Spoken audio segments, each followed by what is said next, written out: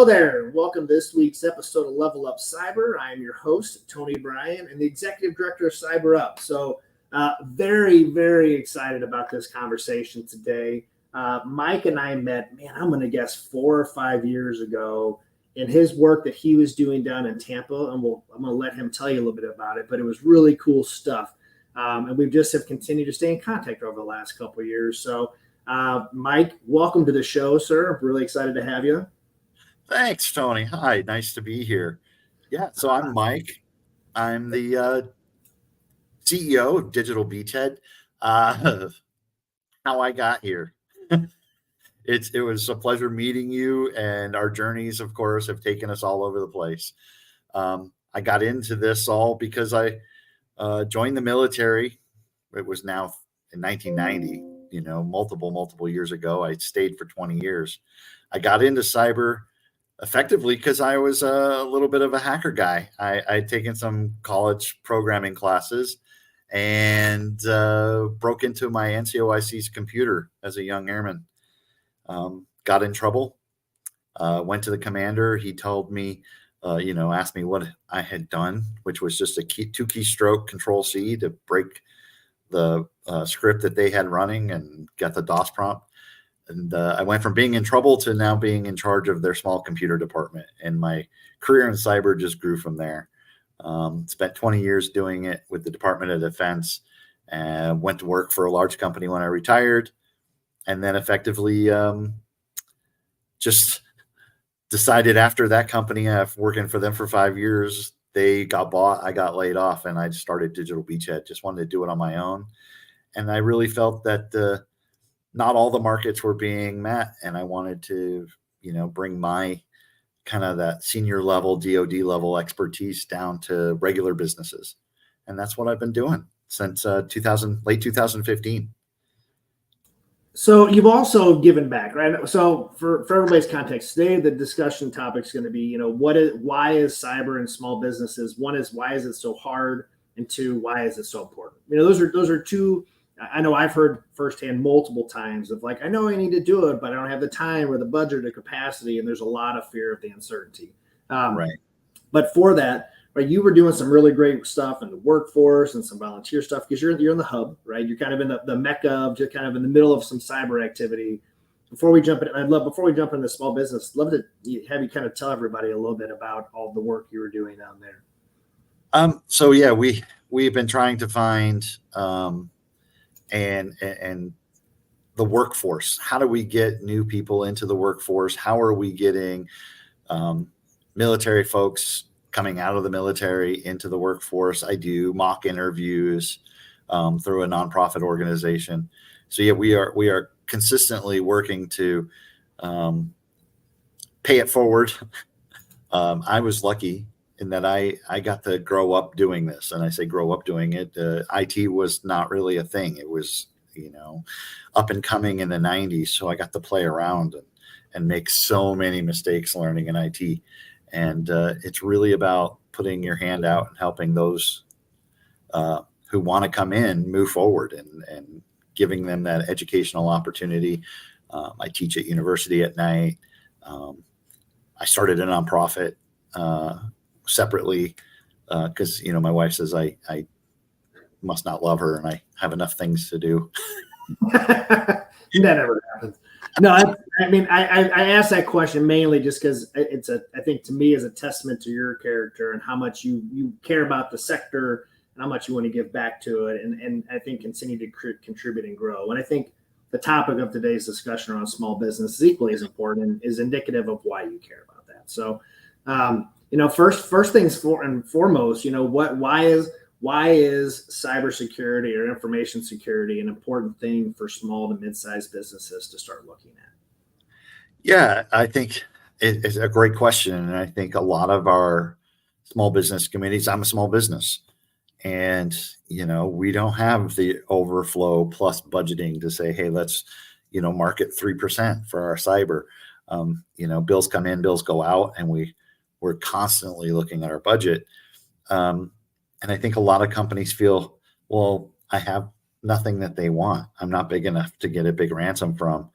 And I always liken that to the Ocean's movies, the Ocean's 11 movies. And funnily enough, casinos got hit this past year. So it is now more reality than ever, but you hear about them in the news. You heard about Caesars and MGM. So you're hearing about these big heists, which are intricate, take time, big payoffs, but you never hear, or you very frequently hear, or infrequently hear, how many convenience stores were robbed last night. And while there were 2 big casinos robbed for big amounts of money, there are thousands of convenience stores robbed every day. And that's us in the small business world when it comes to cyber. Small businesses are making up to almost 50% of all ransomware for all companies under like 1,000 employees. So if 1,000 employees or less, you're half of the ransomware. And if you think, well, I'm small, I have less than 100, you're a third. You're making up a third of the ransomwares that are hitting. So they're coming after us. We are targets.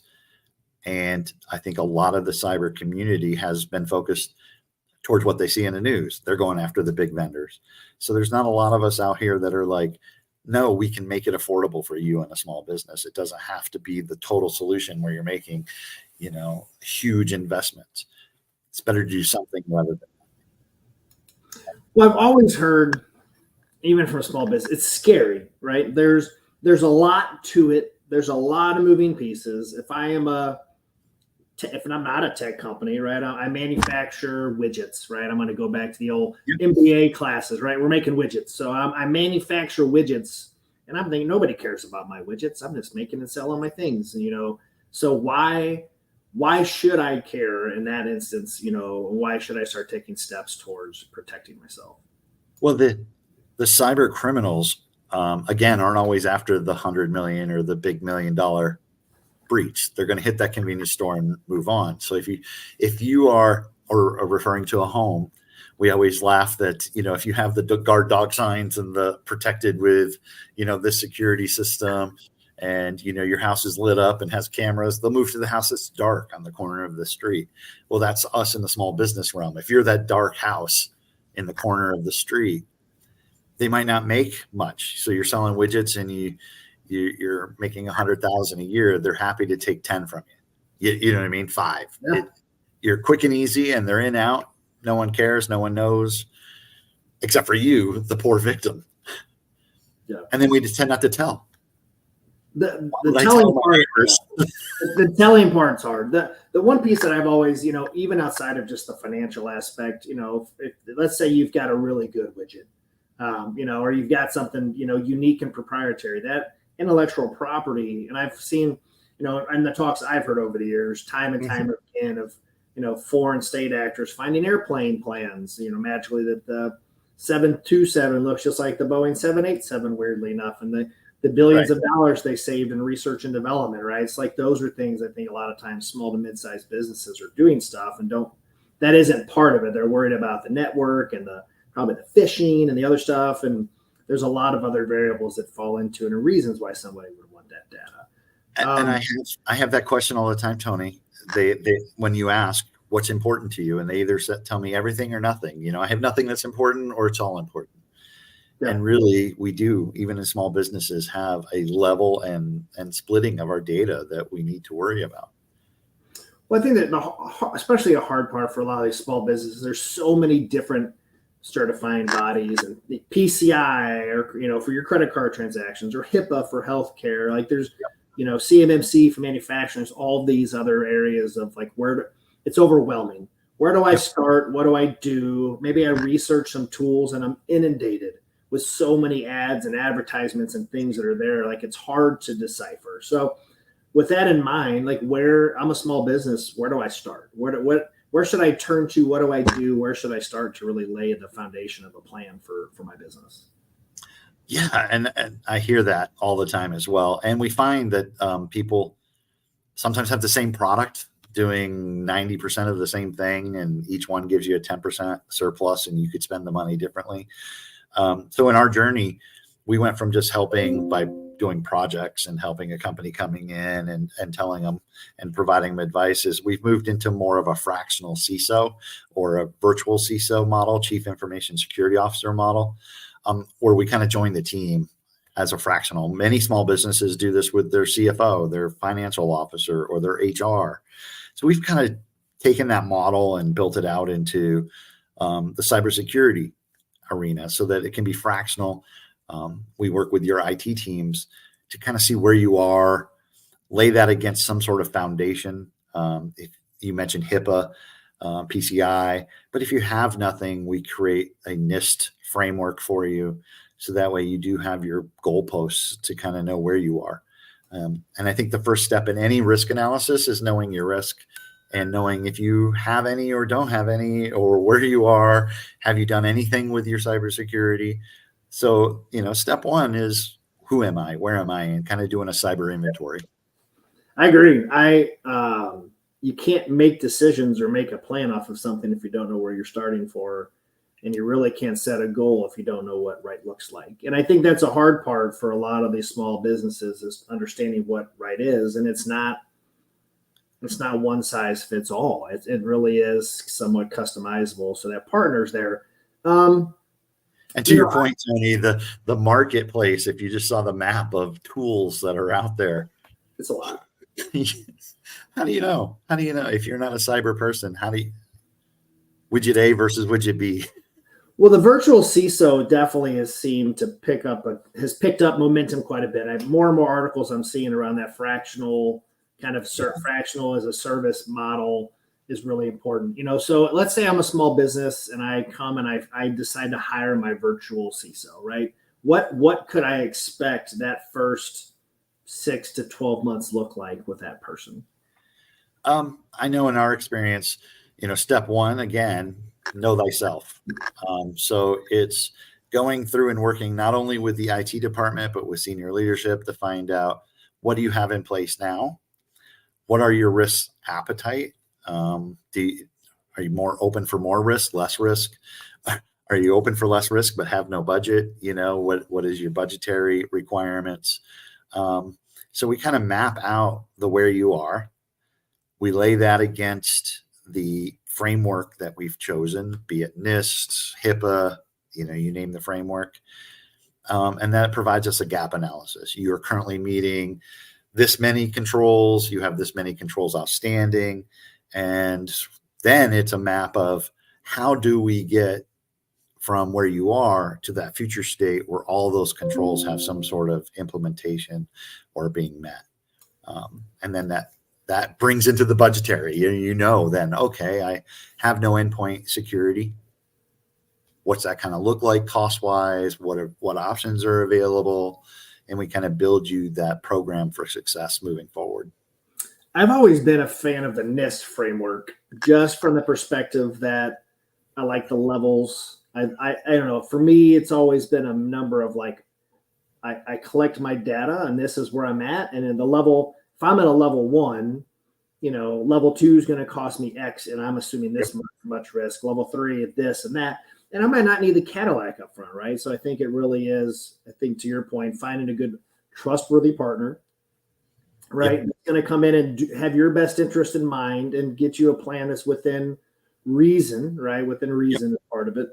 And then kind of coach you along and get the tools and then support you in that. And then eventually either hand off or, come through it. How does a small business, or what are some best practices, to find a partner to come do that for you, right? Like, let's in the process. I've met a lot of MSPs and MSSPs, and not all are created equally. And there are some good ones and there are some bad ones. There are some predatory ones that are out there. So, what are some things that are indicators that a small business can look out for to make sure that they have a good partner or working with a potentially good partner? I would definitely say the agnostics, the product agnostics or independents. We work with a lot of different tool sets because, as we discussed, there's, thousands upon thousands in the marketplace, and, we can't know them all. We know some of them, we know our favorites. But the ability to say that, I'm not just trying to sell you, like, you come to me and I say, you're missing an endpoint manager and I have one and it's only the one. And this is the only one we can use because I'm probably getting some sort of reseller deal on it. Avoid that kind of pressure sales, because really what you want is a clear, independent voice, someone who can come in and be straight. We won't get involved in your politics. We don't understand, the nuances of the people in your, necessarily in your workplaces, but we can come in and say, our experience says you need this type of product. We know of product A, B, and C, but if you like product D, you've heard about product D, we're happy to go look at it for you and, see if it works. Or all the products we have are too expensive. We can find a lower cost solution that may not meet everything, but it meets 90%, because doing something is better than doing nothing. So it's all about finding that partnership with someone who's willing to work and bend and find your requirement, not meet our requirement for you. I had heard a rumor that there are services out there that'll go out and actually find the right products for you, right? Like we'll call it a concierge kind of desk. We're like, okay, I need an incident response tool, and I need a identity access management tool. And I know there's a name for it. It is slipping my brain. Maybe you know what it is, but you partner with that group, and I'm sure they are like your travel agent or your insurance broker that can broker all of them and find you the best deal.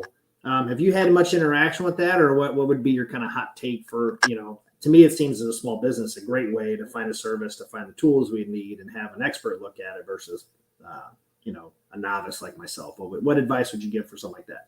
I would say understand what their tool sets are and ask them questions about their breadth of tool sets. If they're truly coming out there and saying, we'll look at everything we can find to find you the right one.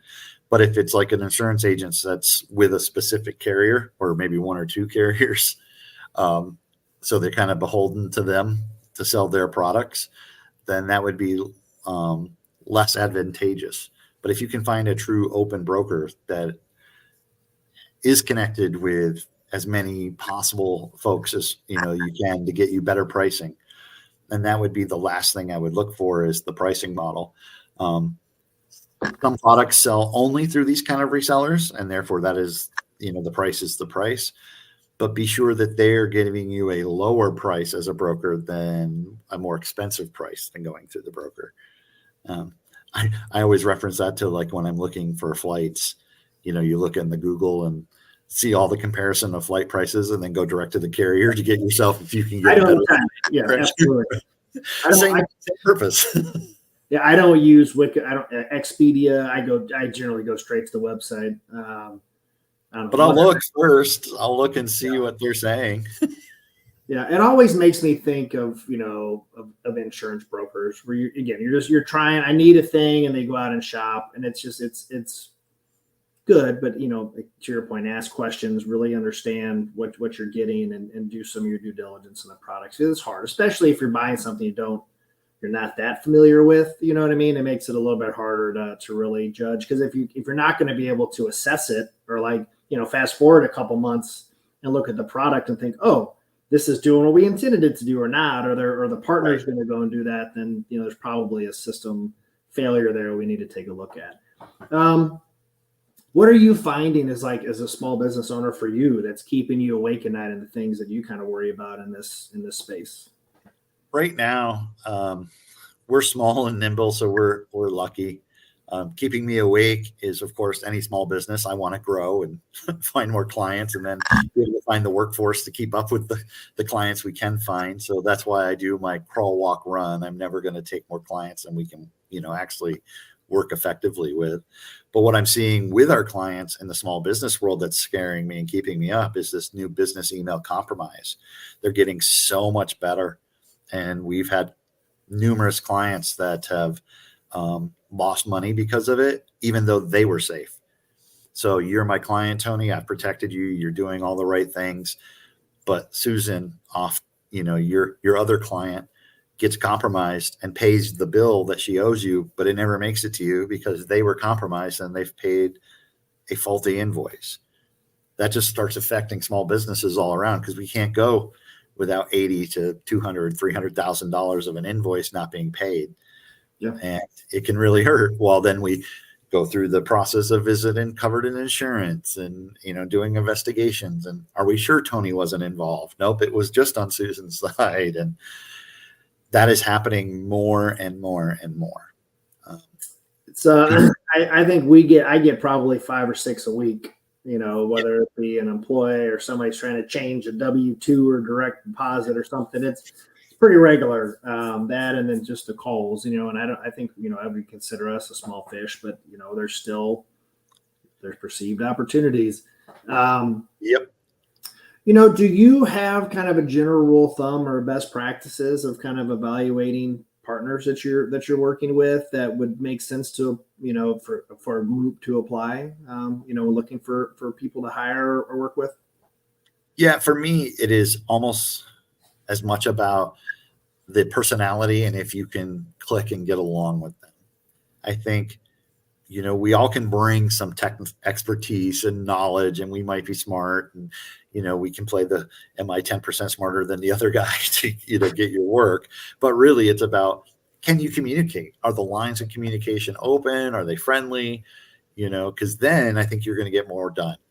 When I teach, I always say, if you're laughing, you're learning, to the students. And then the same way with the clients, we have to have a laugh. We have to enjoy life, as well as getting the seriousness of what we're doing done. But because it's so serious, sometimes I like to, hey, we can have a laugh at this too, and be personable. Yeah. So for me, it's interpersonal. I've not met. It's such a tough thing. The trust piece is there, and I find that I'm a lot like you. That I've hired people off of personality sometime, and just where I think it's culture fit, and sometimes it works, and sometimes it doesn't necessarily work, right? So I've had to be a very mindful of questions I ask, get a little more specific, because I'm a genuinely trusting and nice person most of the time, and want to give every person I meet the benefit of the doubt that they have good intentions. And you and I both know that's not the case, and that's not a reality. At least I can say for me, it's reality. All mine are always best intentions, but that's a whole nother therapy session down the road. We could, and I'm up there, but at the same time, right? Like, it's a big decision that's going to oftentimes have a pretty big price tag that it's a hard trigger pull. So let's say I'm a small business and I found myself, I've gone out, I've identified my partner. I think we've got a trust. We've got a good plan in place. And I'm ready to sign a contract, but I'm still just hesitant, right?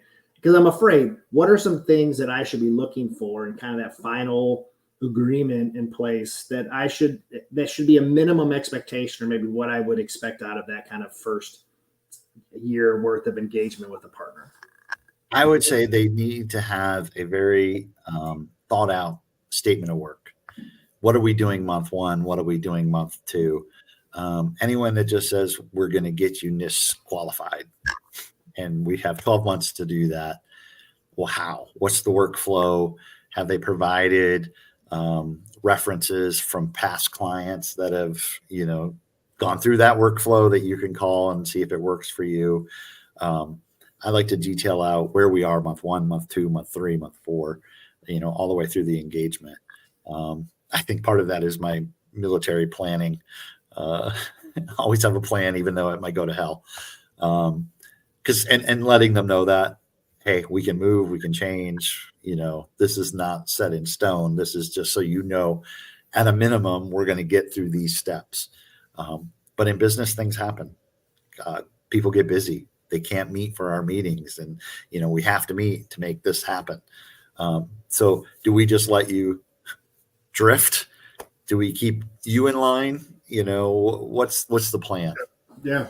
Well, it's tough. If you set rules and systems in place and let them float and violate your own rules, you really didn't do any good, right? You just, the whole purpose of what you were hired for was kind of moot and irrelevant. So that's really good advice. It's tough. You know what I mean? Like I really like the idea, how often should a small business be communicating with a managed service provider or somebody who's giving them those security services? Like, what's a regular cadence that I would expect? And I'm asking this question because I have a follow-up question around, like, the makeup. Because one thing that jumped in my head is kind of hear it is like, there's a lot of work, and the provider might want to go fast, and I might not be able to go fast because I don't have the staff. So, like, I'm sure there's a balancing game between the two. Absolutely. How do you manage that?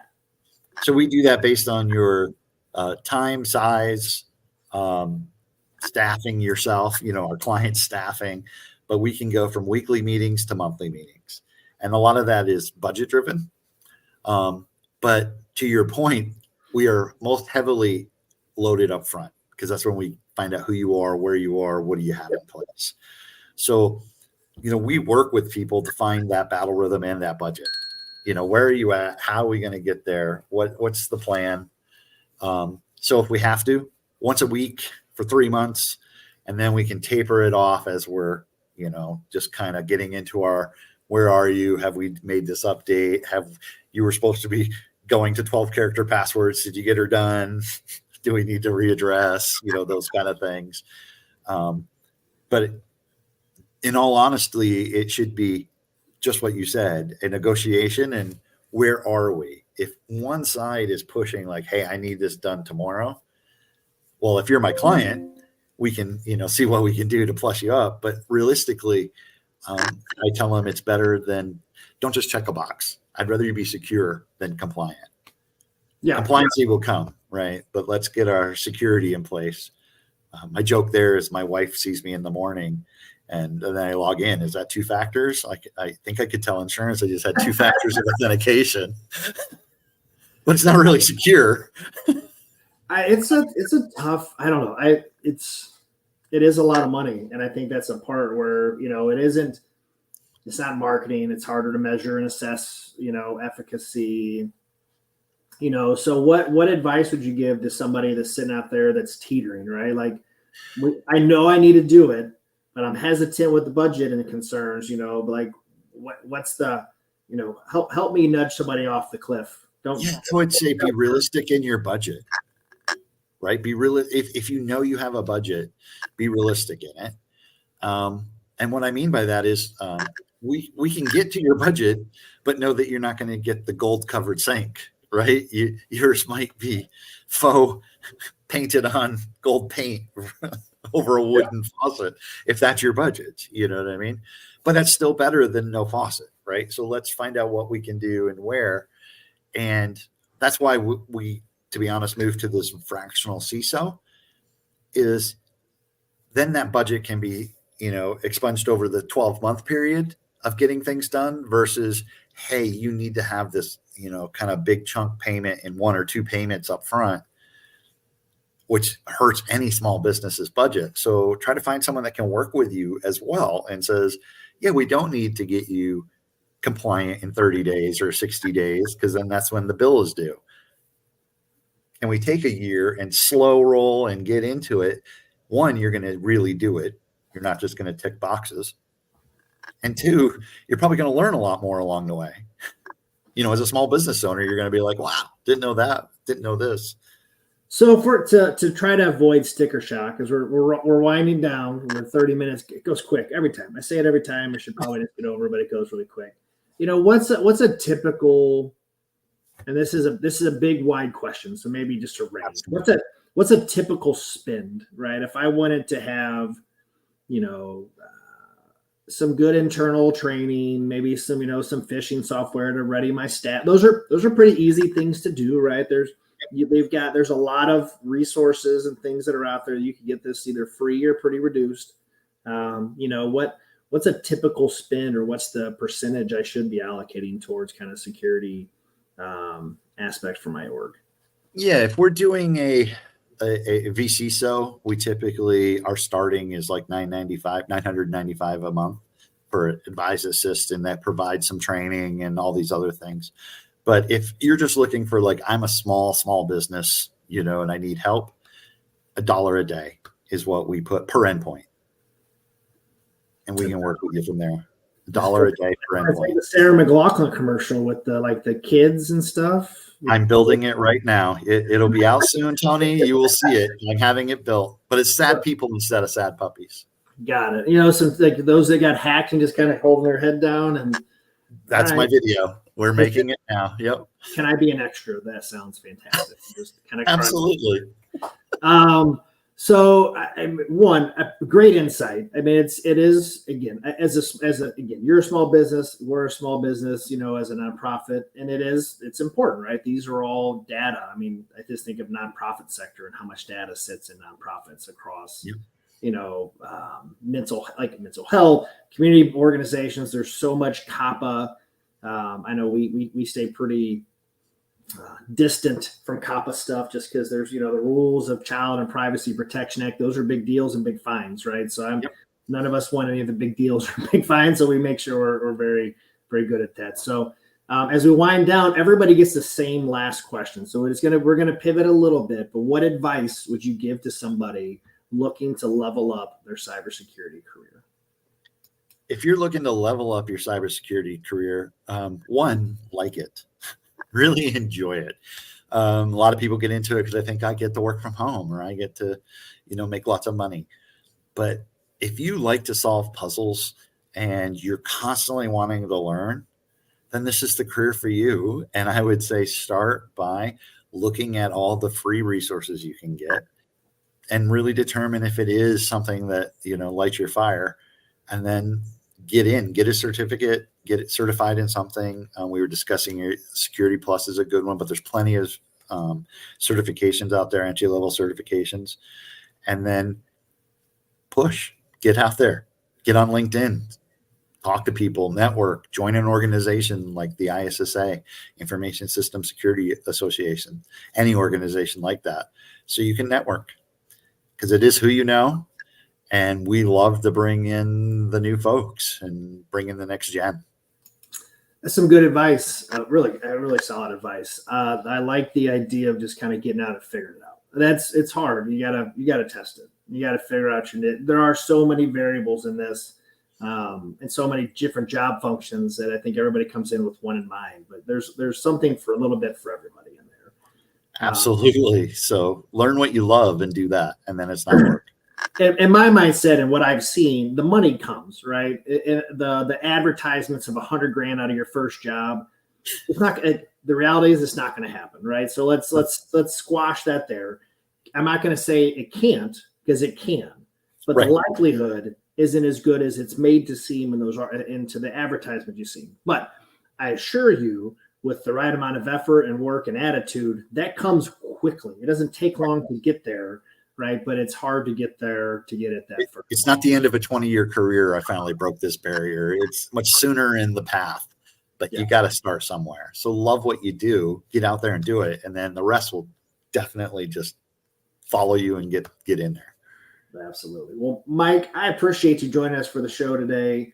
I appreciate the insights and just the idea of small businesses. It's something I'm pretty passionate about right now. So glad to have you on and to talk about it. And for everybody listening, always appreciate the guest, appreciate the tuning in, and I hope the content we create's good and continue to love doing it. So, Mike, thank you so much for joining us. Thank you, Tony. Hope everybody has a great week. Bye.